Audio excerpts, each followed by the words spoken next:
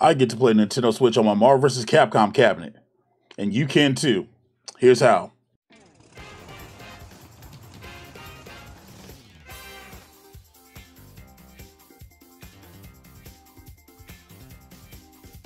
What's up, ladies and gents? It's your boy MikeOfAllTrades, coming to you today with a product review for IntecGaming's Arcade1Up panel. Now, it's a control panel, buttons, sticks, and et cetera, right? Now, you know what I'm saying? Normally when you do mods, you don't expect things to work out of the box just as they're intended. Or do you? Usually you have to do a bunch of workarounds and all this other nonsense, but with the IntecGaming panel, yeah, you don't deal with any of that. So, first off, let's be transparent, be clear about this. IntecGaming did send this to me for purpose of review, but it's mine, so I can say whatever the hell I want to say about it.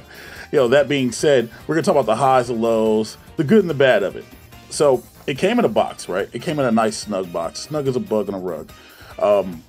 Recyclable, so there's that, It did have styrofoam, so it's not eco-friendly, but it is what it is, you know what I mean? Inside the box, you have the panel. You have the instruction guide with stickers for you to label your buttons for those people who might not know which buttons do what. There's a bunch of different artwork selections, and then you have the panel itself. The panel itself is very heavy. When these panels first came out, back when Wave 1 was coming out, they were only designed to work on Wave 1 cabinets and Wave and maybe a Wave 2 once in a while. But now, as you guys can see, I'm running this on Marvel vs. Capcom. Marvel vs. Capcom is technically a Wave 3 cabinet. Technically, right? So it's got the little itty bitty titty committee ribbon cable. But you're able to use it, but you notice that the marquee's not lit up, right? And that's because there's no place on the board for you to power the marquee. For me, that's not that big of a deal. If you were using the Wave 1 cabinet anyway for this mod, you didn't have a lit up marquee anyway, unless you modded that to be lit up. So I'm alright with that. It uses Sanwa clones. So the buttons are Sanwa clones, the sticks are Sanwa clones, but they're really good freaking clones, right? Nothing taking that away from it all. So when I first got it and I first opened it up, I saw only one ball top, which it comes with ball tops and whatnot. I didn't see any dust covers. You have to make sure that you look in the styrofoam for your ball tops and your dust covers, because I was like, originally, it came with two black ones. If you look behind me, there's a blue one on there because I didn't see the other one. And so I went digging for it, but I got it and it's all good. Installation, it's fairly easy. It's not difficult. It takes about maybe 15 minutes to do, It actually takes longer to put the stickers on the buttons than it does probably for installation. Honestly, you're taking off your old PCB, you're disconnecting it. They tell you in the directions to be sure that you don't short out your monitor and match it up with the red dot that's on the board. Now, the red dot was for older boards. The newer boards, they use white dots. So match the white dot up with the red dot on the board and you'll be fine. Which it does come with the board. It comes with the board. It comes with an HDMI cable, for you to connect the things. Now, it took me a little longer to take the PCB off of my Marvel vs. Capcom, which is still connected because the wireless thing is connected or whatever else, right? But it took a long time for me to disconnect the wire and things because the screws were stripped on my PCB board. Whoever did that at Arcade1Up, thank you. But after getting the script screws off or whatever else, it's literally just make the connections, plug it in, and boom. So you connect it. And then you have to connect your Nintendo Switch. Now, I would recommend using an extra dock if you have one, or if you're going to buy a Nintendo Switch specifically for this, you can do that as well, an extra Switch. Like, I have a Switch OLED. I would probably, honestly, buy an extra Switch and just leave it in there, and so I can use my OLED for my content creation thing or my streaming thing. Twitch.tv/MikeOfAllTrades, or here on YouTube at MoPlays. Shameless plug. So, you have to sync the panel up, and that's the worst part of this whole experience, is connecting the panel via Bluetooth to your Nintendo Switch. Now, again, the PCB connects to the Nintendo Switch. However, the panel connects via Bluetooth. So, if you want to play, you need to connect it. I had to take my Switch out of the dock, turn it on, sync up the controllers, hit the sync button on there. So the sync button, you guys can't see it. It's the first of the 5 little buttons. and you hold it down. You finally get this thing. You have to pair the controller, same way you compare any brand new controller or whatever else, right? But once you do it, you're golden. It plays. I played Ultra Street Fighter 2, like it's showing right now. I played Smash Brothers. I played King of Fighters. I played Blast Blue Cross Tag Battle. I even played Mario Kart. For the lulz, I played Mario Kart, you know. And it all responded beautifully. I'm going to play a little bit of footage so you guys can see it in action.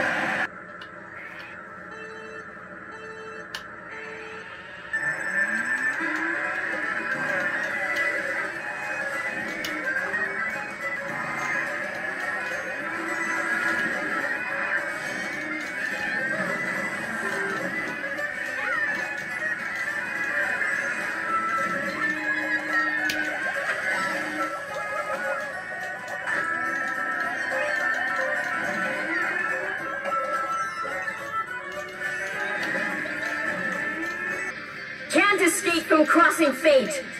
Fight! No issues. Foolish. Damage confirmed. I got this. Counter. Marvelous. No issues. Foolish. Attack deflected. Attack deflected. Attack deflected. Damage confirmed. Marvelous. I won't give up. Over to you. Counter. Counter. Counter. You got spike. You ready for this? Let's go. Spike, go. You see this? You're done.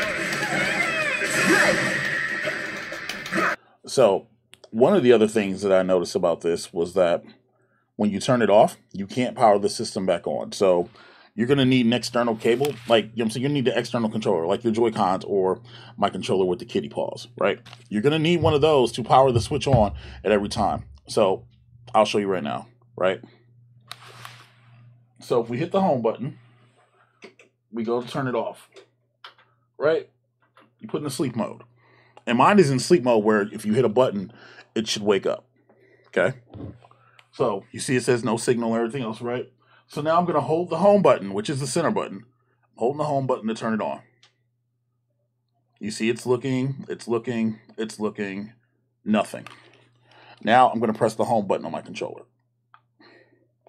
As you can see, my controller is looking, and it found it automatically, right? And there you go. It's back on. You can hit the A button on your panels and whatever else. Now, this is an oversight because you have to literally go into the controllers every time and then change the grip order, which, you know, for some people, it's kind of it's annoying a little bit, you know, whatever. But hitting L and R, it's not a big deal, you know what I mean? And you can keep going. That's kind of what it is. Nothing too major, you know what I mean? It's not a big deal. But that's something you want to keep in mind. So always make sure you got a pair of Joy-Cons or a Pro Controller on hand. But again, easy as that. Easy as that to just turn on whatever else. The panel doesn't fit flush. It doesn't fit flush, okay? Just like in the Wave 1 problems, you know what I'm saying? Like there was a gap in the panel. So it's about an inch. It's not really noticeable from sight, but you can stick your hand in there. Not a deal breaker. Not a big deal to me. You know, it's nothing I'm going to lose sleep over. You know what I mean? So it's powered by the ribbon cable, so you never have to worry about charging this panel up or anything of that nature. And it's good. If you have a Wave 1 cabinet or a Wave 2 cabinet that you want to repurpose and you want to breathe some new life into, I can highly recommend the IntecGaming panel. Right now it's going on Amazon for I think $129, $119, $129. I think it's actually on sale right now for $119. So definitely, I'll leave a link in the description for you to pick it up. No, I don't get a commission on it. I wish. But again, it's something dope that I wanted you guys to check out and see and whatever else. But what do you guys think? Did you pick up a panel? Do you already have one? If you have one, do you already enjoy it? Are you thinking about getting it? Let me know in the comment section. Thank you guys for watching. I'm MikeOfAllTrades. Like, share, subscribe, and all that jazz. And I'll catch you on the next one.